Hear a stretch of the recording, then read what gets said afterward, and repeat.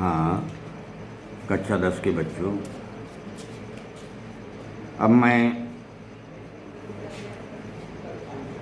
आप लोगों को काव्य पढ़ाने चल रहा हूँ। मैंने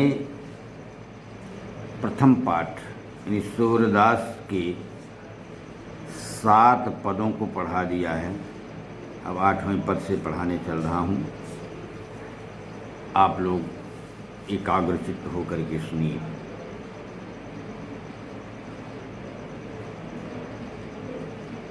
देखिए बच्चों, 8वां पद है।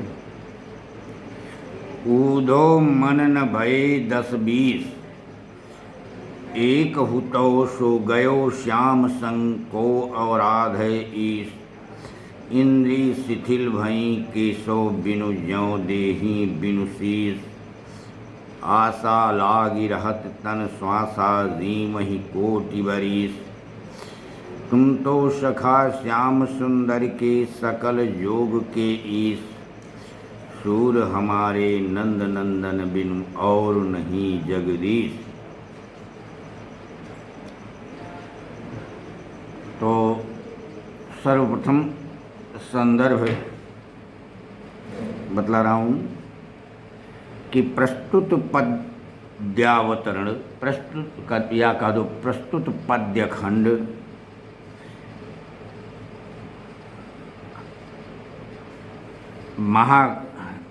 प्रस्तुत पद्यखंड हिंदी काव्य गगन के द्युतिमान मारतंड महाकवि सूरदास की लेखनी से प्रसूत सूरसागर नामक काव्य ग्रंथ से हमारी पाठ्य पुस्तक में संकलित पद नामक शीर्षक से अवतरित है।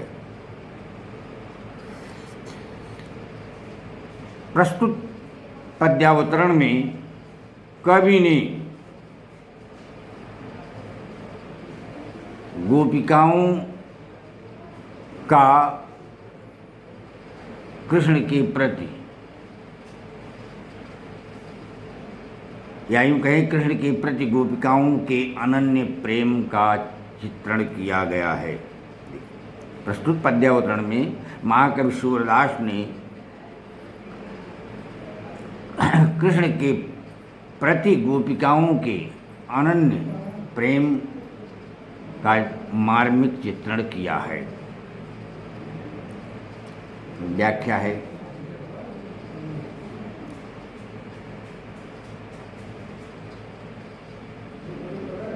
जब उद्धव जी बार बार गोपिकाओं को उनके प्रियतम श्री कृष्ण की भक्ति और प्रेम से विमुख करने का उपदेश देते हैं, वह गोपिकाओं को योग साधना करने के लिए प्रेरित करते हैं।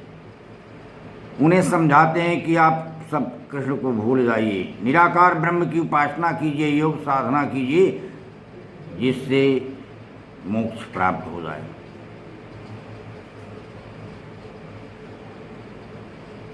तो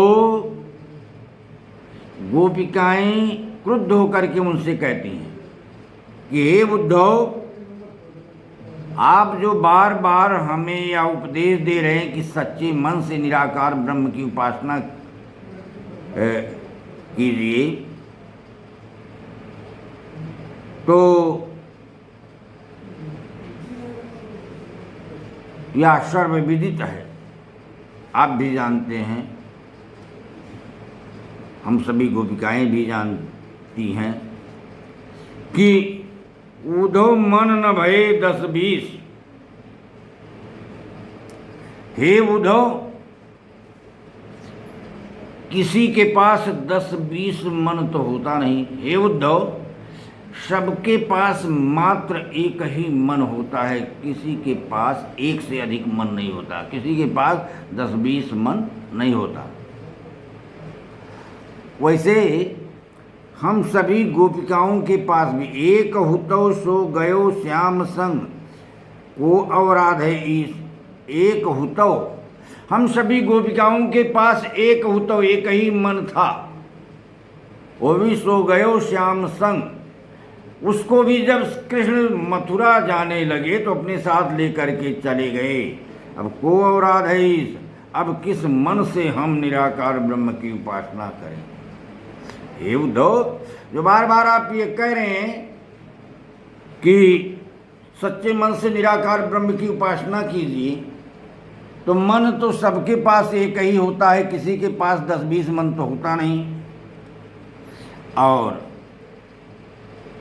हम सभी गोपिकाओं के पास भी एक ही मन था, किंतु जब हमारे प्रियतम श्री कृष्ण इस ब्रज से मथुरा को जाने लगे तो अपने साथ लेकर के चले गए। अब बताइए कि किस मन से हम सब निराकार ब्रह्म की उपासना करें। और इंद्रिय शिथिल भई केशव बिनु ज्यों देहि बिनु शीस।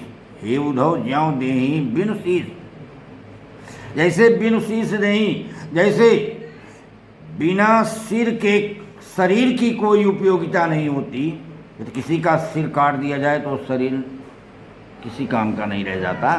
तो जिस प्रकार सिर के बिना शरीर की कोई उपयोगिता नहीं रह जाती, उसी तरह श्री कृष्ण के बिना हम सभी गोपिकाएं निरर्थक हो गई। हम सबकी इंद्रियां उसी प्रकार कृष्ण के बिना शिथिल पड़ गई हैं, जैसे सिर के बिना शरीर की कोई उपयोगिता नहीं रह जाती। और आशा लाग रहत तन श्वासा, आशा लाग रहत। हे उद्धव, हमें आशा लगी रहती, हमें पूर्ण विश्वास है, भरोसा है कि एक न एक दिन प्रियतम श्री कृष्ण का आगमन इस ब्रज भूमि में अवश्य होगा। इसी उम्मीद में हमारी सांसें चल रही हैं। जी मैं कोटि बरिस, और अपने प्रियतम श्री कृष्ण के आगमन की प्रतीक्षा में तो हम सभी गोपिकाएं करोड़ों वर्षों तक जीवित रह सकती हैं। तुम तो सखा श्याम सुंदर के सकल जोग के से उद्धव, तुम तो श्याम सुंदर, तुम तो हमारे प्रियतम श्याम सुंदर मुरलीधर वृंदावन बिहारी लाल के परम मित्र हो। श्याम सलोने कृष्ण के तुम तो परम मित्र हो, और सभी सकल योग के ही और सभी प्रकार के योगों के स्वामी, सभी प्रकार के योगों के ज्ञाता हो। सूर हमारे नंदन बिन और नहीं जगदीश। किंतु हे उद्धव, उस नंदन कन्हैया के अलावा हमारा कोई दूसरा भगवान नहीं है। उस नंदन श्री कृष्ण के अलावा हमारा दूसरा कोई आराध्य नहीं है। इसलिए आपके द्वारा प्रदत्त इस उपदेश का हम सभी गोपिकाओं के हृदय पर कोई प्रभाव पड़ने वाला नहीं। अतः हमें कृष्ण की भक्ति और प्रेम से विमुख करने का प्रयास मत कीजिए। तो देखिए,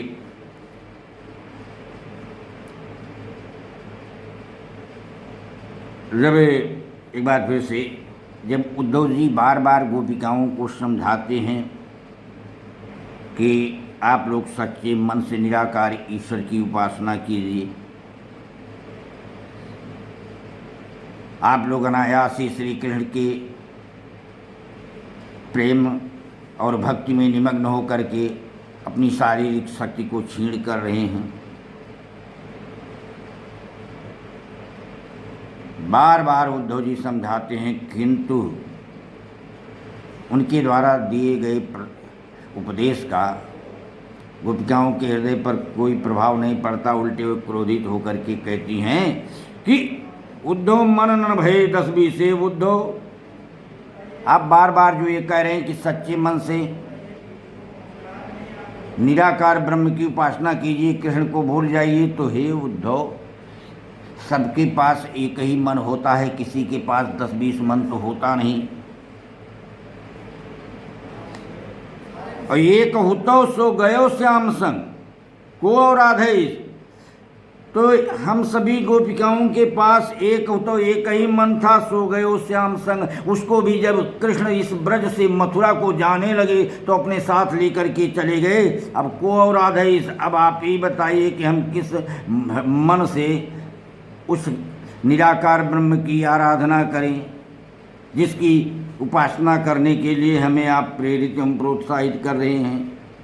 अरे इंद्रिय शिथिल भई केशव बिनु ज्यों देही बिनु शीस, ज्यों देही बिनु शीस, ज्यों बिनु शीस देही।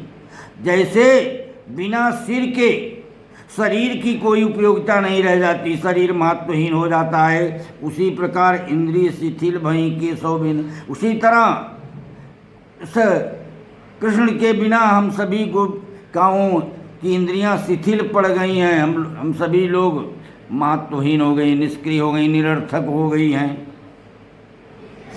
अबे आशा लागी रहती तन श्वासा, हमें आशा लगी रहती है, हमें उम्मीद है, भरोसा है कि एक न एक दिन प्रियतम श्री कृष्ण का आगमन इस ब्रजभूमि में अवश्य होगा। इसी उम्मीद में हमारे शरीर में सांसें चल रही हैं और जीव ही कोटि बरिस, और अपने प्रियतम श्री कृष्ण के आगमन की प्रतीक्षा में तो हम सभी गोपिकाएं करोड़ों वर्षों तक जीवित रह सकती हैं।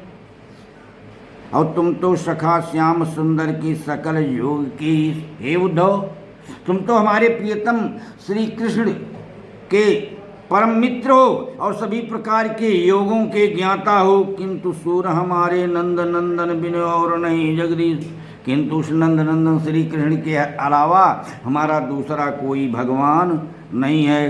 अतः हे उद्धव, आप प्रियतम श्री कृष्ण की भक्ति और प्रेम से विमुख करने का प्रयास मत कीजिए। आपके द्वारा प्रदत्त उपदेश का हम सभी गोपिकाओं के हृदय पर कोई प्रभाव पड़ने वाला नहीं है। अब अगला है कि उद्धव जाहु तुम्हें हम जाने, श्याम तुम्हें यहाँ का न पठयो तुम हो बीच भुलाने। ब्रज नारिन सो जोग कहत हो बात कहत न लदाने, बड़े लोग न विवेक तुम्हारे ऐसे भय अयाने। हम सो कही लई हम सही के जिय गुण ले हो सयाने, कहाँ अबला कहाँ दशा दिगंबर मस्ट करो पहचाने। साच कहो तुमको अपनी सौ बोझति बात निदाने, सूर श्याम जब तुम्हें पठायो तब नहीं कहूँ मुस्कानी। हाँ बच्चों, जब उद्धव जी बार बार गोपिकाओं को उनके प्रियतम श्री कृष्ण की भक्ति और प्रेम से विमुख करने का उपदेश देते हैं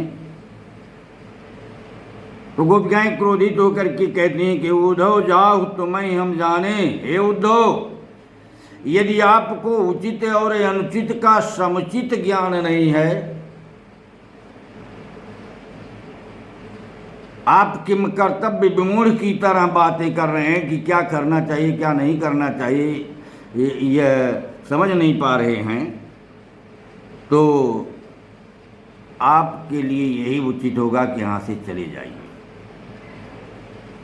या बस इतना ही कि हे उद्धव, यदि आपको उचित और अनुचित का, उपयुक्त और अनुपयुक्त का सम्यक ज्ञान नहीं है तो आपके लिए उचित होगा कि यहाँ से चले जाइए। अरे श्याम तुम्हें यहाँ का नहीं पठयो, हमें पूर्ण विश्वास है कि श्याम तुम्हें यहाँ का नहीं पठयो, यानी हमारे प्रियतम श्री कृष्ण ने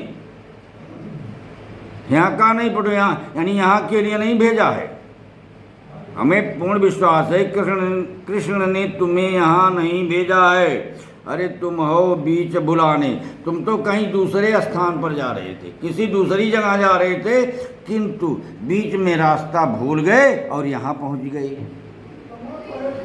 ब्रज नारिन सो जोग कहत हो बात कहत न लजाने। अरे जो तुम ब्रज की नारियों को योग करने की प्रेरणा दे रहे हो, योग करने के लिए प्रेरित कर रहे हो, तो ऐसा उपदेश देते समय आपको लज्जा नहीं आ रही है? ऐसा कहते हुए आप लज्जा का अनुभव नहीं कर रहे हैं?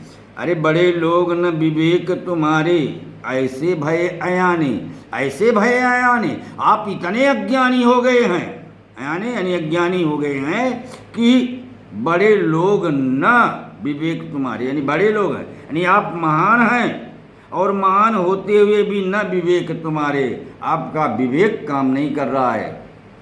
हे उद्धव, आप तो इतने अज्ञानी हो गए हैं कि महान हो करके भी विवेक से काम नहीं ले रहे हैं, विवेक शून्य हो गए हैं।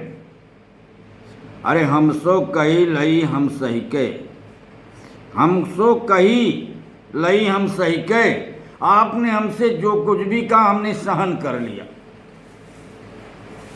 किंतु जिये गुणी लेव, जिये गुणी लेव, जी यानी हृदय में गुणी लेव, विचार करो सयाने चतुर। हे चतुर उद्धव, जरा अपने मन में तो विचार करके देखो, यानी आपने हमसे जो कुछ भी किया हमने सहन कर लिया, किंतु जरा अपने मन में भी तो विचार करके देखो। अरे कहाँ अबला, कहाँ दशा दिगंबर, कहाँ हम सभी महिलाएं हैं और कहाँ दशा दिगंबर, और कहाँ हमारी दिगंबर की दशा बनाने आप चल रहे हैं, यानी हमें आप नग्न होने के लिए कह रहे हैं। तो यानी एक नारी को कह रहे हैं कि नंगी हो जाओ, नग्न हो करके योग साधना करो, तो मस्त करो पहचाने।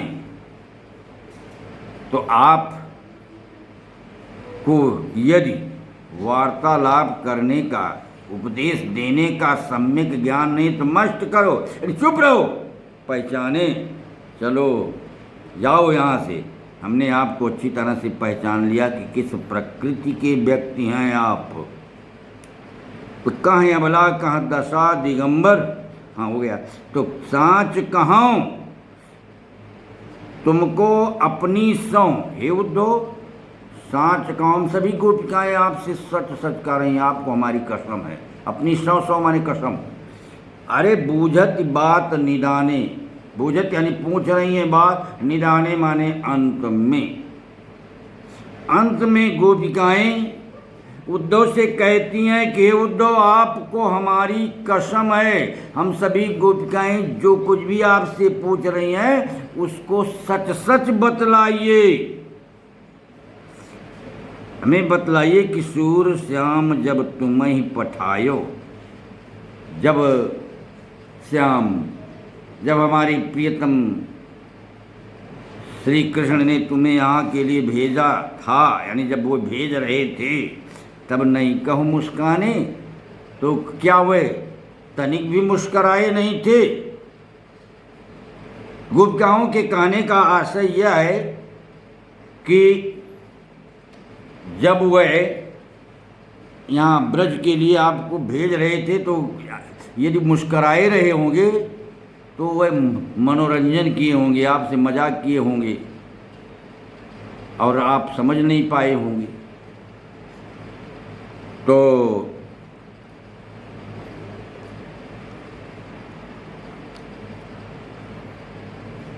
फिर से एक बार जब उद्धव जी बार बार गोपिकाओं को समझाते हैं कि आप सभी लोग सच्चे मन से श्री कृष्ण की उपासना कीजिए,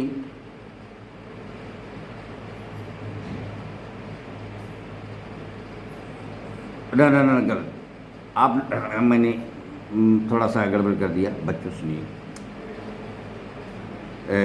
ये जब उद्धव जी बार बार गोपिकाओं को उनकी प्रियतम श्री कृष्ण की भक्ति और प्रेम से विमुख करने का उपदेश देते हैं, निराकार ब्रह्म की उपासना करने के लिए प्रेरित करते हैं, तो गोपिकाओं का क्रोध चरमोत्कर्ष पर पहुंच जाता हुए उद्धव से कहती हैं कि हे उद्धव,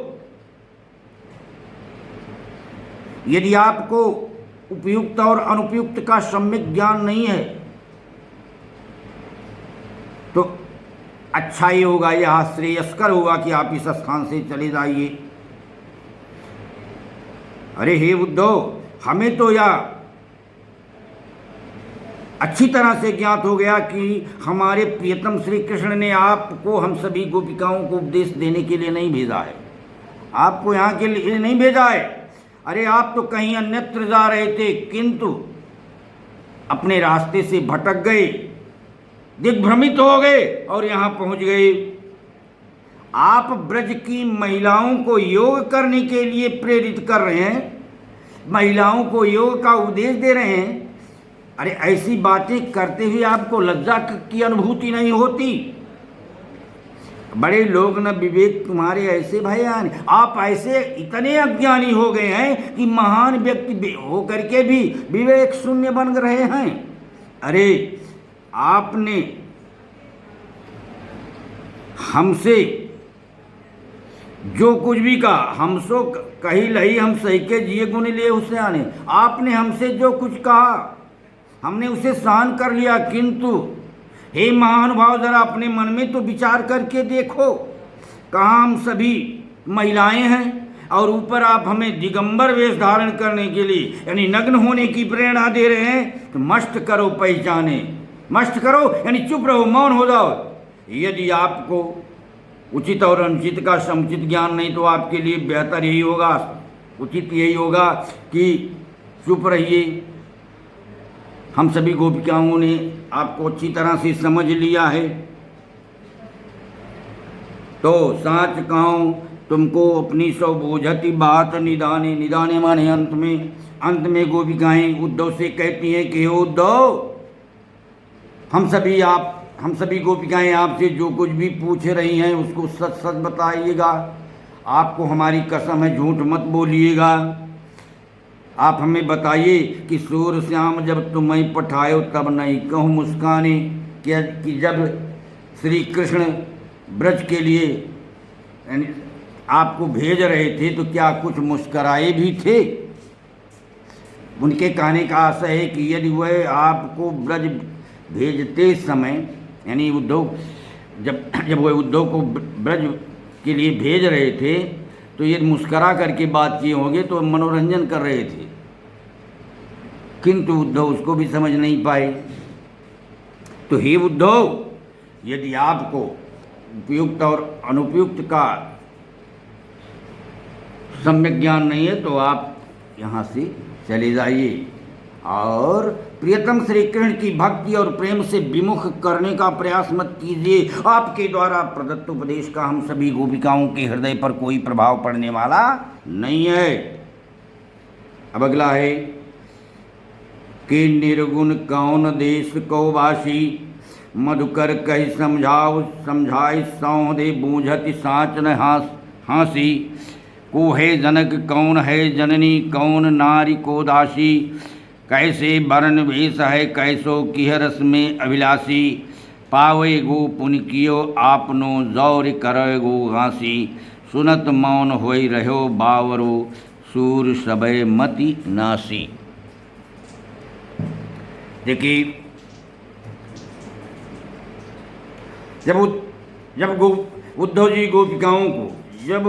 गोपिकाओं को बार बार श्री कृष्ण की भक्ति और प्रेम से विमुख होने का एवं निराकार ब्रह्म की उपासना करने का उपदेश देते हैं, निर्गुण ब्रह्म की उपासना करने के लिए प्रेरित एवं प्रोत्साहित करते हैं, तो गोपिकाएं क्रुद्ध होकर के उद्धव से कहती हैं कि हे उद्धव, आप जिस निराकार ब्रह्म की उपासना करने के लिए प्रेरित कर रहे हैं, जिस निर्गुण ब्रह्म की उपासना करने के लिए प्रेरित एवं प्रोत्साहित कर रहे हैं, वह निर्गुण कौन देश को हासी। तो निर्गुण कौन देश को वासी? हे उद्धव, वह निराकार ईश्वर किस देश का वासी है, किस देश का रहने वाला है?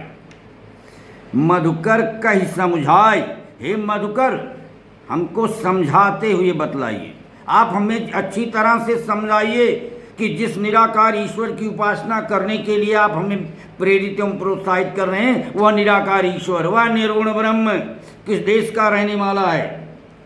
आप सौदे, आप हमें सही बतलाइए, आपको हमारी कसम है। बूझत साँच न हासी, आप कसम खा करके सच सच बताइए। हम सभी गोपिकाएं बूझत साँच, सच सच पूछ रही हैं, ना हासी, हंसी मजाक नहीं कर रही हैं।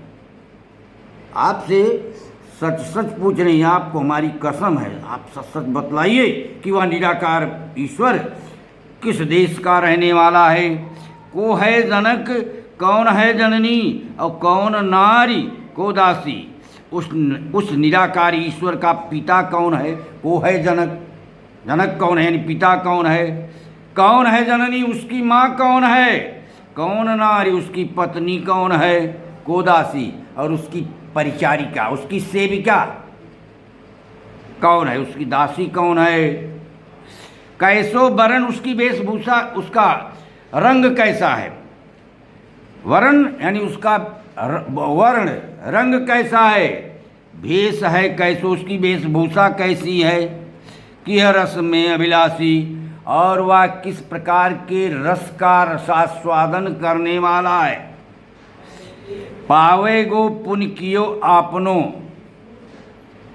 पुण्य कियो आपनो, फिर किया हुआ पाओगे आपनो, यानी जौरे करेगो घासी, घासी माने छल कपट।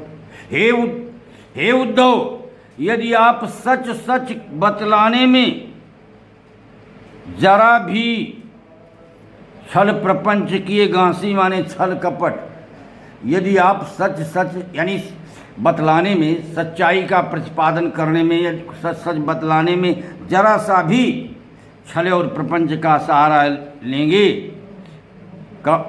तो पायोगो पुण्य कियो आपनो, आपनो कियो पावेगो, आपनो कियो पावेगो, यानी आपको अपने किए गए का, अपने द्वारा किए गए मतलब कार्य का दुष्परिणाम अवश्य भोगना पड़ेगा। यानी झूठ बोलोगे तो आपको झूठ बोलने का दंड ऊपर वाला अवश्य देगा। हे उद्धव, यदि आप सच सच बतलाने में जरा सा भी छल कपट करेंगे तो आपको अपनी करनी का फल अवश्य प्राप्त होगा। सुनत मौन होए रहो बावरो सूर सबय मति नासी। तो सुनत मौन होए रहो, तो गोपिकाओं की बात को सुन करके उद्धव जी मौन रह जाते हैं, चुप हो जाते हैं। बावरो, बावरो माने विक्षिप्त, पागल। और सबय मति नासी, मति माने बुद्धि, और उनकी बुद्धि नष्ट हो जानी, यानी उनका वह विवेक शून्य हो जाते हैं, उनकी बुद्धि काम नहीं करती, वह किम कर्तव्य विमूढ़ हो जाते हैं। तो गोपिकाएं देखिए, फिर से एक बार बता दे रहे हैं, एक बार में, कि जब उद्धव जी बार बार गोपिकाओं को उनके प्रियतम श्री कृष्ण की भक्ति और प्रेम से विमुख करने का उपदेश देते हैं और कहते हैं कि आप सभी लोग निर्गुण ब्रह्म की उपासना कीजिए, तो गोपिकाएं क्रोधित होकर के कहती हैं कि हे उद्धव, जिस निराकार ईश्वर की उपासना करने के लिए आप बार बार हमें प्रेरित कर रहे हैं, वो निराकार ईश्वर किस देश का रहने वाला है। हे उद्धव, आप अच्छी तरह समझाइए, आपको हमारी कसम है, सच सच बतलाइए। हम लोग हंसी नहीं कर रहे हैं, सच सच पूछ रही हैं कि वह निराकार ईश्वर कहाँ का रहने वाला है, किस देश का रहने वाला है। उस निराकार ईश्वर का पिता कौन है, उसकी माँ कौन है, पत्नी कौन है, और सेविका कौन है, उसका रंग कैसा है, वेशभूषा कैसी है, और वह किस प्रकार के रस का रसास्वादन करने वाला है। हे उद्धव, यदि आप सच सच बतलाने में जरा सा भी छल कपट का सहारा लेंगे तो आपको अपनी करनी का दंड अवश्य प्राप्त होगा। गोपिकाओं की बात को सुन करके उद्धव विक्षिप्त हो जाते हैं, उनकी बुद्धि नष्ट हो जाती है और वह मौन धारण कर लेते हैं, उनकी बोलती बंद हो जाती है, वह किम कर्तव्य विमूढ़ हो जाते हैं। अगला है, संदेशो देवकी सो कहियो, हम तो धाय तिहारी सुत की दया करत ही रहिए। यद्यपि टेव तुम जानत उनकी तऊ मोहि कही आवे। प्रात होत मेरे लाल लड़ैते माखन रोटी भावे। तेल उबटनो अरुता तो जल ताहि देखी भज जाते। जोई जोई मांगत सोई सोई देती क्रम क्रम करिके नहाते। सूर पथिक सुन मोहि रैन दिन बढ़ो रहत उर सोच। मेरो अलक लड़ई तो मोहन हुई है करत संकोच। हाँ बच्चों, जब उद्धव द्वारा दिए गए उपदेश का गोपिकाओं एवं ब्रजवासियों के हृदय पर कोई प्रभाव नहीं पड़ा, वह निराश होकर के ब्रज से मथुरा जाने के लिए तैयार हुई। तब उस समय माँ यशोदा उद्धव से कहती हैं कि हे उद्धव, आप मेरा एक समाचार देवकी के पास पहुंचा दीजिएगा। संदेशो देवकी सो कहियो। मेरा यह संदेश, मेरा यह समाचार देवकी सो कहियो, देवकी से कह दीजिएगा, यानी देवकी के पास पहुंचा दीजिएगा। उनसे कहिएगा कि यशोदा कह रही थी कि हाँ तो धाय, हाँ यानी मैं तो धाय हूँ तिहारे सुत की, तुम्हारे बेटे की। हे यशोदा, हमने हे देवकी, यशोदा कह रही हैं देवकी को संबोधित करते हुए कि हे देवकी, मैं तो तुम्हारे लाडले, तुम्हारे बेटे कृष्ण की केवल पालन हारिणी हूँ, केवल उनका पालन पोषण करने वाली हूँ, उसकी जन्मदात्री माँ नहीं हूँ। मैंने कृष्ण को जन्म नहीं दिया, केवल पालन पोषण ही किया है। तो भी दया करते ही रहियो, फिर भी मेरे ऊपर दया दृष्टि रखिएगा, कृपा दृष्टि रखिएगा। यद्यपि टेव तुम जानत उनकी तऊ मोहि कही आवे। हे देवकी, माँ यशोदा कह रही हैं कि यद्यपि तुम कृष्ण टेव जानत, यद्यपि टेव तुम जानत उनकी, यद्यपि टेव माने स्वभाव, यद्यपि तुम कृष्ण के स्वभाव को अच्छी तरह जानती हो, तऊ मोहि कही आवे। तो भी मैं कह दे रही हूँ, फिर भी मैं उनके स्वभाव के बारे में बतला देती हूँ। यद्यपि तुम मेरे लाडले कृष्ण के स्वभाव से भली भांति परिचित हो, फिर भी मैं तुम्हें उनके बारे में बतला दे रही हूँ। प्रात होत मेरे लाल लड़ैते माखन रोटी भावे। प्रात होत, सवेरा होते ही मेरे लाल लड़ैते, मेरे प्यारे बेटे, मेरे लाडले कन्हैया को माखन रोटी भावे। मक्खन रोटी बहुत अच्छी लगती है।